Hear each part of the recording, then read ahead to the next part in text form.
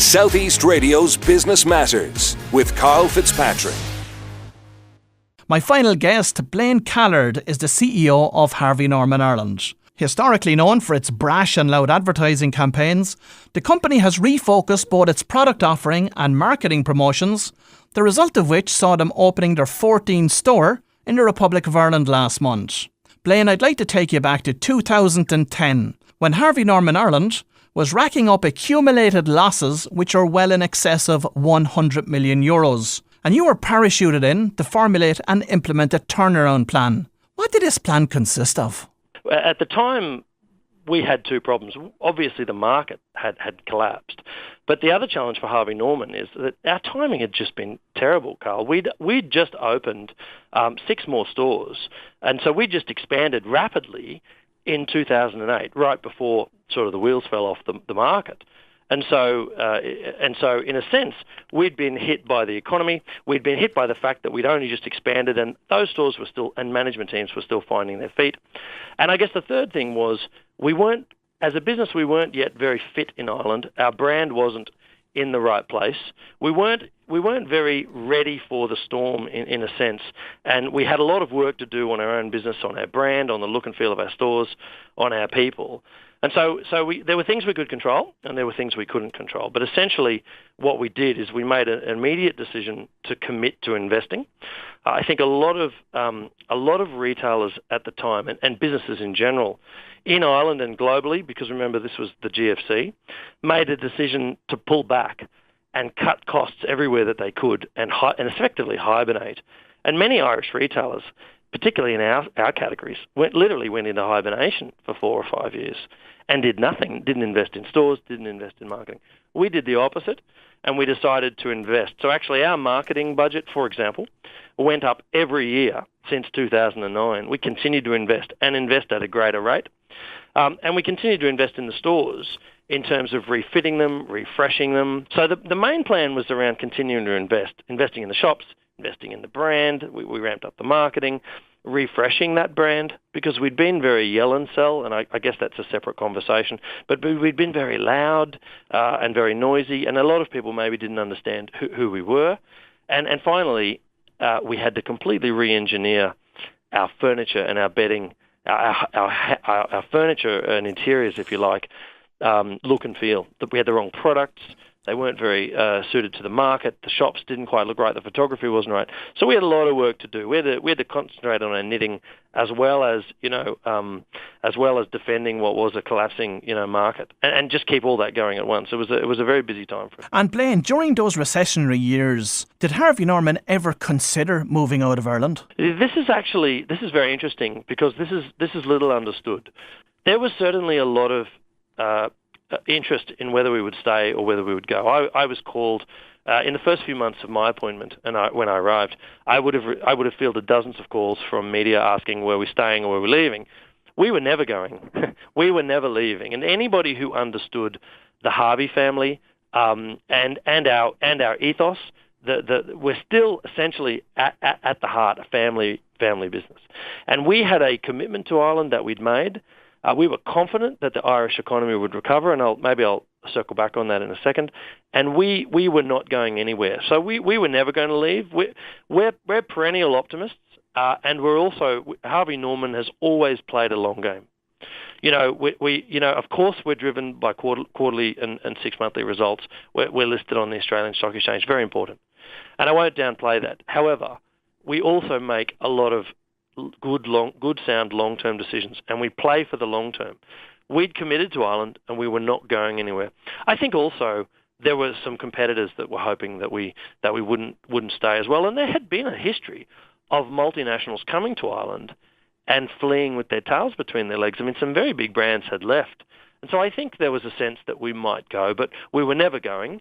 And we were always committed to staying here. We were quite bullish that the Irish economy would recover. In fact, we were saying it would recover at a time when people were saying it would be a lost decade. I think it ended up being somewhere in between. But, that optimism in the end, we're very glad we stayed. We have a profitable business now here in Ireland, and we're expanding, as you know. Fast forward 7 years and the fruits of your labour are there for all to see. Last month, Harvey Norman opened its 14th store in Ireland, with Tallaght becoming its newest location. Absolutely. So this store is a first for us in many ways.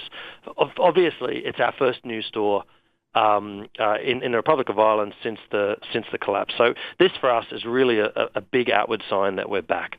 It's a new store in Dublin. It's very large. It's 60,000 square foot. It's a flagship store, which means that it's got a heightened sense of experience and the fit out inside here from all the brands and the partners that we work with. And so we've not only opened a store, we've opened a really special store, another strong Dublin store, at a time that it's good for us. We returned to profitability in Ireland last financial year. We're expanding now. This is one of many. We're going to be opening more stores. We have quite a few more stores in the pipeline that we're working on, and we're back in expansion mode. Harvey Norman New Zealand, for example, with about 4.7 million people in New Zealand, about roughly the same population as Ireland, has 36 shops. Well, we have only 15 stores in Ireland, so there is a real sense that we could open more stores in Ireland, and that's what we've done here with this Telestore, yes. And Blaine, what is your key criteria for selecting new locations? That's a very interesting question. I think one of the challenges in retail, and particularly with our model, is we have very large stores. So we need 50, 60,000 square feet boxes on one level with 150 to 250 car parks. Those are not everywhere.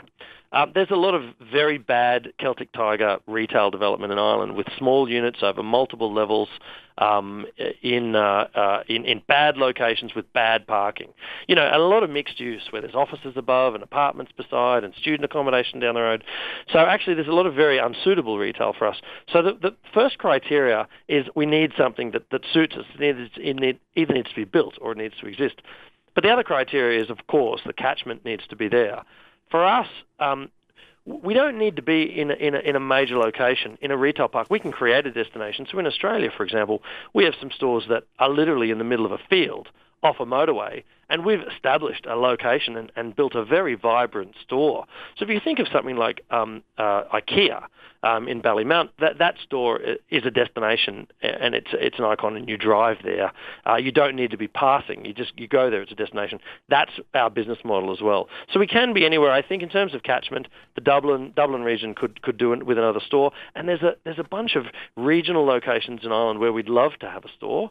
And we're looking at pretty seriously right now. Is Wexford one of those?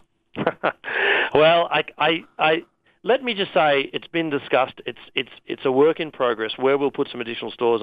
I wouldn't want to comment, but let's say in that general direction, we have an interest in more stores. Absolutely, we have a store in Waterford. I'd like to have one more store in that part of Ireland.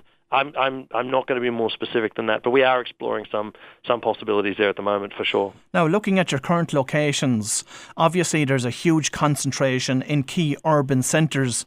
But as the brand grows across Ireland, are we likely to see new stores opening in regional areas? Regional business is extremely important for us in Australia. We'd be one of the largest rural and regional retailers, and we're in some big country towns in Australia where we've thrived and we've become part of the local community, and we do very well.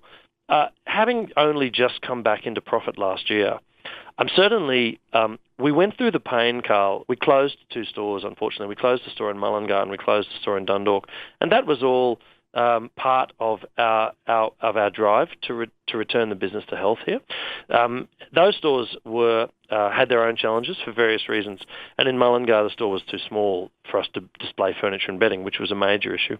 But I'm not in a hurry to make a mistake, and so we're going to be cautious. But I think ultimately, as the Irish economy returns to health, I think there are easily 6 to 8 more regional towns in Ireland where we could easily open and support. And I think there's a great appetite in some of those regional towns for a Harvey Norman store. And there's a shortage of quality interiors retailers, certainly. And we think also we have a pretty unique brand in terms of electronics and technology retailing as well. And Blaine, in terms of property solutions, what was the rationale for choosing leasehold over freehold properties? Yes, so that's interesting. In terms of Telestore, the Telestore we've just opened, we own. And I guess that's the other thing I didn't mention there is the Telestore is the first owned property for Harvey Norman in Ireland. We are a very large property holding company. Harvey Norman is an integrated property and retail business. We are as much in the property business as we are in retail. This is not something we dabble in. This is something we know a lot about. In Australia, we would be a landlord for some very large tenants, such as IKEA or some of the large hardware chains. We own some retail parks. We're large retail property developers. It's in our blood. So here in Ireland, we've had a desire since we arrived to own our own property. I mean, I will tell you, we had a hard time with landlords. There's a bunch of landlords out there that wouldn't exactly be on my Christmas card list.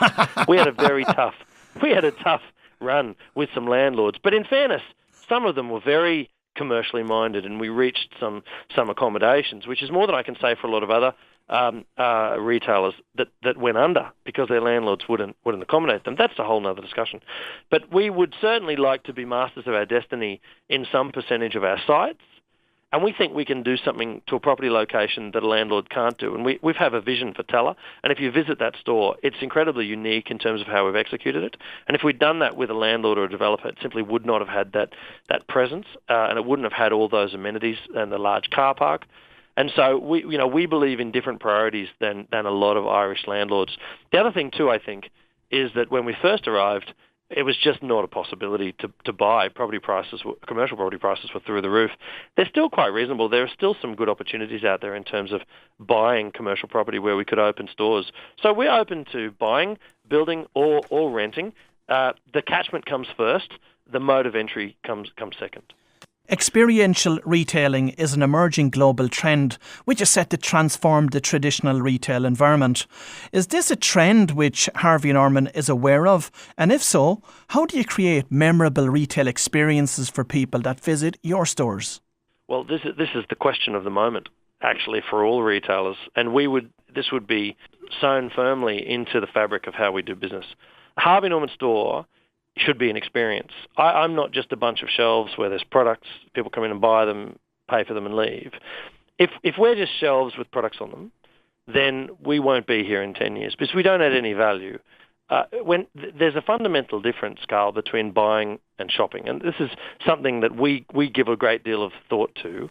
And I think often commentators and analysts and people that are not in retail don't think about this enough. Buying is what happens when you need something and you buy. I buy a sandwich at lunch. I buy milk and bread. Buying is I know exactly what I want and I just need to get it. And these days, the most convenient way to buy something is online for most people. And of course, we've got a website and we do a lot of business digitally in Ireland. But fundamentally, we're in the shopping business. And shopping is not getting something you need. Shopping is a recreational experience. It's like, you go into a store, you experience, you learn, you see something new, you socialise. It's a social activity. You have human contact. I mean, we're all staring into our phones. And I think actually technology has not made us more connected. It's made us more lonely. This is a long topic that I think is very interesting to discuss, but I think we've become quite isolated through our technology. And stores are still one of those great places that people can congregate and meet other people and socialise. And certainly there's a real human element to our shopping experience. So fundamentally, you should get a great experience in a store that you won't get online. Not only are you seeing and touching and feeling, you should emotionally connect with the store's brand, maybe through a great experience with its people, some conversation, some help or assistance that you get. So this is at the heart of how we retail. I do not want to be a shop with stuff that people buy. I'm quite happy if you come into our store and you're walking out going, that was terrific. What a great place to shop. I really liked that. Even if you didn't buy something, I'm happy. My goal is that you had a great shopping experience. If you have that, you'll come back and buy. So Experiential would be very much at the heart of how we think about our business model. Consumers are now using price comparison websites to source the best deal when purchasing electrical goods. Does Harvey Norman actively analyse the information contained on these websites, and does it influence the pricing strategies applied by Harvey Norman? The short answer is yes. The world has moved on. The big debate here underneath all this is online pricing versus physical store pricing. The days of large price variations between one retailer and another, or between one retailer and online, are rapidly disappearing. Price these days is a hygiene factor. You have to have the right price. If you don't have the right price on a commoditized product, you're not in the game. So we certainly very actively watch competitors' pricing via and price comparison sites. We have our own special piece of software that tracks the market and looks at pricing everywhere. And Karl, it's not unheard of that we would change a price 3 times in one day. So we are extremely active. We have a team of people that monitor prices across the market, and we react to competitors moving their prices, and we react sometimes to online pricing. It depends on where that is. So yes, it's a big part of our business, but it's not our competitive advantage. I'm not out there to win business by being the cheapest. You can get something from a store the same day or the next day. You can get something easily. You can get the same prices everywhere else. And sites like Amazon, are really struggling to have any kind of competitive differentiation anymore. Amazon thrived in a time when you could get stuff on Amazon cheaper. You can't get stuff on Amazon cheaper anymore. Now, Amazon is very much on its way to Ireland, and given the spending power and brand recognition that this company possesses, how do you plan to tackle this retail giant? Yeah, look, Amazon is Amazon. The percentage of, if you take somewhere like the US, where Amazon's home market, in the US, 90% of retail in the US is done in physical stores. 90%. People drive into a shop, get out of their car, go into a store, shop, choose something, buy it. 90%. Of the 10% that's left, half of that is sold by physical bricks and mortar retailers like Walmart or Best Buy through their websites. So actually 95% of retail in the US is done by large retail chains with stores. Of the 5% that's left, Amazon only has a percentage of that. So this is very overhyped. For me, this is not a disruptive model. It's just another way to buy, and certainly will be very strong in the digital space. If you look at Amazon, Karl, Amazon have just invested in a large physical bricks and mortar grocery chain in the US, Whole Foods, and they're also opening their own bookstores. I mean, Amazon knows full well that physical bricks and mortar stores are the future of retail. Well, I'll bet if you want to bet against bricks and mortar retailers getting into digital, or Amazon getting into physical retail, I'll back the bricks and mortar retailers any day, because Amazon has no capability whatsoever in physical retailing. I mean, it's people management. It's stores, it's experiential, it's landlords, it's rents, it's physical fit-outs. They have no experience in any of these areas. So this is an art. Retailers spend decades getting good at being bricks and mortar physical retailers, and Amazon is 5 seconds in that space. Bricks and mortar is the disruption. We're disrupting e-commerce retailers. Blaine, before we finish, one final question for you. I was reading an article recently by Nielsen who claimed that Harvey Norman in Ireland are spending close on €20 million a year on advertising. But what I'd like to find out from you is what gives you the best bang for your buck? Well, look, and I'm not just telling you this because it's what you want to hear, but for us, we still find that radio is the most effective medium for us here in Ireland. How people listen and consume advertising has changed dramatically. I mean, with television free-to-air particularly, you can change the channel, you can walk away, make a cup of tea, you can fast forward through the ad. Press advertising is increasingly a cluttered space unless people are reading the newspaper. But we're still in our cars driving or at work with the radio on. And actually, a lot of the research shows that people are quite happy to listen to the advertising, providing it's something interesting. And we've been working very hard on the format of our radio ads. But radio is something that I've still got a very captive audience. It's also a very concentrated market. Southeast Radio's Business Matters with Karl Fitzpatrick.